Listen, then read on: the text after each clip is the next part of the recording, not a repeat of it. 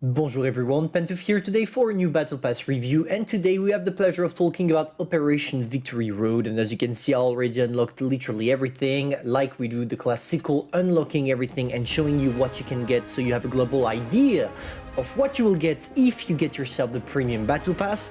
Those are all the rewards. As always, a Battle Pass is always worth it as long as you grind it, and only for $5 it's truly amazing.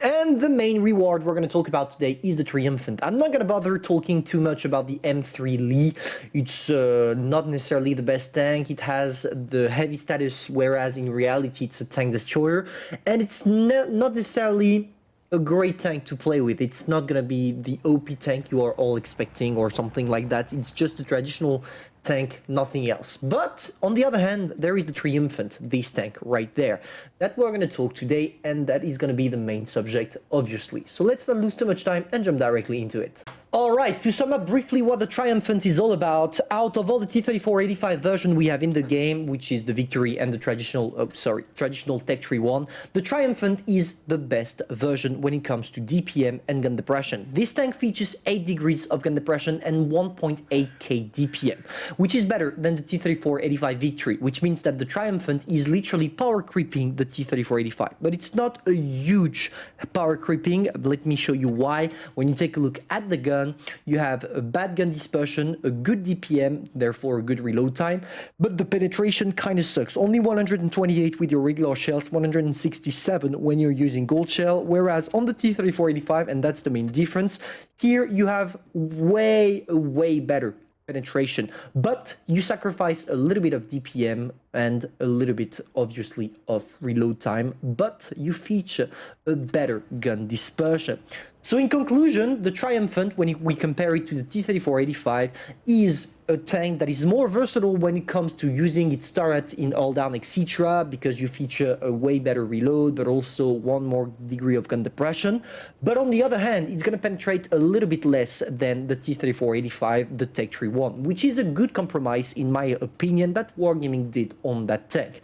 Now the last question we gotta answer, guys, is that cape right there spaced armor or not? So let's find out. Here is the armor profile of the tank, and it seems like the cape is not counted in the armor of the tank beside the badge at the front, which is really good because it will allow you to troll quite a lot of people by wiggling your tank if you are not able to only show your turret. So it's interesting. It means that it also has a bonus armor compared to the T-3485, the regular one.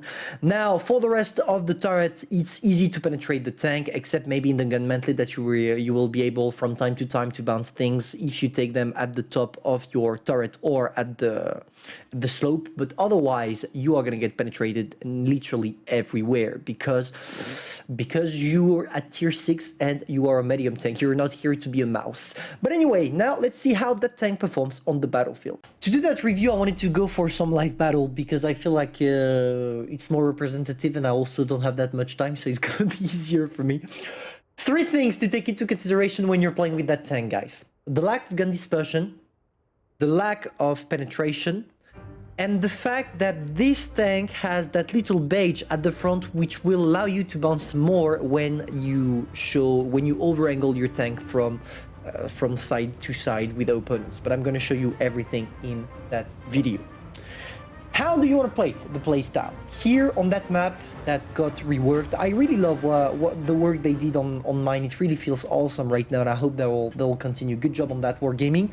But we're not here to talk about that. The play style, fellas. 2 things that are working. 2 things. The first one being side scrape. Side scrape, as long as you don't show your turret, like you wait for your opponents to shoot at your side, and that's it. And after you crawl back from your position and you try to get a shot in. And the second one being, obviously, and the main one, the one I love, peekaboo from an all-down position, which means you shoot, you crawl back to a safe position. It's quite hard with that tank regarding your lack of gun dispersion, sorry, but that's probably one of the few things that is better and one of the best things to do out there.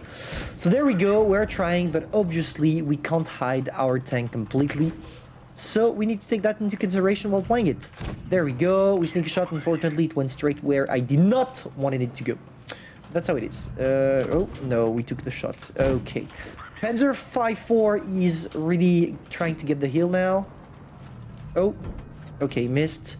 And as you can see, the lack of penetration is not necessarily a struggle when you're facing tier 6. The problem is when you start shooting at tier 7. Here it's not the case, so we're not gonna bother talking about it too much. There we go, Tiger 131. I feel like I would reload before him, but I'm not trying anything. I'm not trying.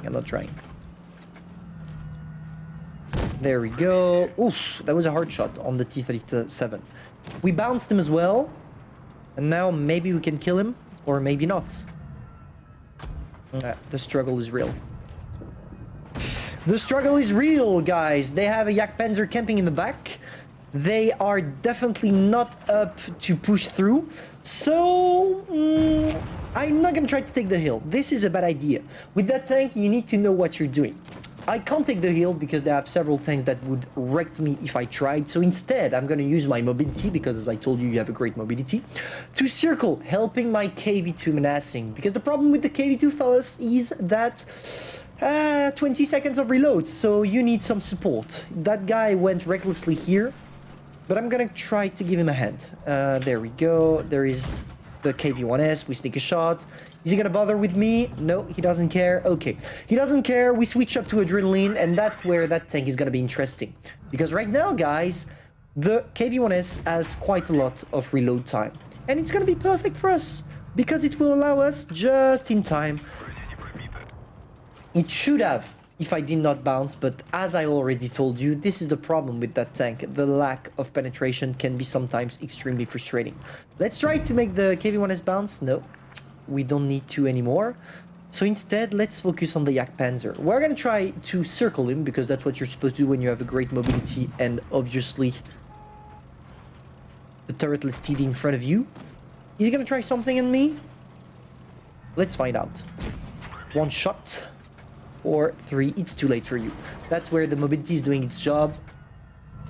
There we go. We kill the fella. And it's only a matter of time before we find out the VK3001D. And that's it. So yeah, overall, a really good tank. I have nothing to say about it. It's a really good tank. It's worth it, considering it's in the Battle Pass.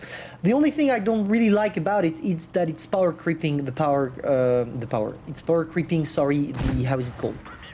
The T-3485 Victory, because it's the best version of the T-34 Victory. But hey, that's how Wargaming makes money. If they want to sell their Battle Pass, they need to make sure that the tank in it is worth it. Because most of the people are buying Battle Pass because of the tank and not necessarily because of everything else. Okay, so VK, can I sneak another one on you? Yes, allowing me to get 700 assisting damage. 3 kills plus a really good 2.6k damage. Maybe it's going to be an ace tanker because the tank just got released. Only first class, but I'm going to go with this. Okay guys, let's go for a second game because it's better for you to understand how the tank works. Once again, we are top tier. I'm sorry about that, guys. I would like to show you the tank top tier, but I don't have that much time to prepare my videos as I have a thesis to render in 19 days. So yeah, you understand that I'm a little bit busy right now. But everything for you guys. I know a lot of you are waiting for the reviews to know if they want to buy the Battle Pass. And as a YouTuber, that's my duty to spend my money for you. And that's exactly what we're doing. Here, you saw where I took the shot straight on the side. The side armor on that thing is great, allowing you to bounce pretty much anything you want. And the cool thing about being able to bounce anything you want is that if you wiggle like that just a little bit, obviously at the right time, not here like I did against the M4A3, you will be able to get some bounces, some saving bounces and stuff. And this is exactly what you need to have a good game with this. Come on, can I get a shot? No, I can't. Are they all watching us? There is the Firefly Saunders, but I don't feel like it's a huge threat for the moment. Okay, we have to deal with the ARL, and as you can see, using a PCR, if you were using the regular T-3485, you would be able to penetrate the ARL quite easily, which is not my case. I can't penetrate the guy. And this is the main difference between that tank and the T-3485. It's really a struggle for you from long distance to shoot at your targets, which implies that with that tank, you need to get to close combat. At the moment, I'm not gonna try. Maybe... Oh man, I thought it was gonna be penetrating shell. It was not. RIP. Okay, let's try to get the ARL because we all know the side armor of that thing is completely paper. No, I did not manage to get it. Let's go! Okay, for the moment, everything goes fine. We only have to... Oh, whoa, whoa, whoa, whoa, whoa, whoa. Okay, we bounced. Oh, no, we missed. He missed us. Exactly what? Come on. There we go. Sneaking a shot on the side. We are trying to circle. It seems like the guy's stuck, so he's not gonna bother with me.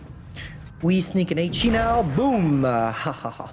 The HE is lovely on that thing because it allows you to get more than 300. And no, 285. Between 285 and 300, I don't remember exactly, or even 320. And the HE is really something else on this kind of gun. It doesn't imply for you to do quite a lot of damage when you're playing with your regular shells, but when you turn around and use the dark side of the force, aka the mighty 300 shell damage, you're good. Okay. It's only a matter of time before we win by now. There we go. Oh no, he used the wiggle tactic. I can't blame him. That's what you're supposed to do. I'm not gonna bother with him. I'm gonna go on the M6 instead. It's a tier 5. Here we have a tier 6, and I would rather get a tier 6 of the game than a tier 5. So there we go. We sneak the first shot. We sneak the second one. The M6 is probably not gonna move from now. 2, 1. Is he gonna move? Oh shit. Okay, we did not manage to get the M6. Not a problem. But there are still quite a lot to do right now. There we go on the Saunders. Can I penetrate on the side? I think I can. Yeah, I can. See? 300 damage, guys. 300 damage. He missed us. And we're gonna go for another HE. Boom! That's how you get 4 kills, guys. So yeah, to sum up the tank, a really good one. It has a premium credit coefficient as well, which implies that you're gonna do a lot of credits with it. If you enjoyed, feel free to subscribe, like, and share, and tell me in the comments if you are gonna buy the Battle Pass. See ya.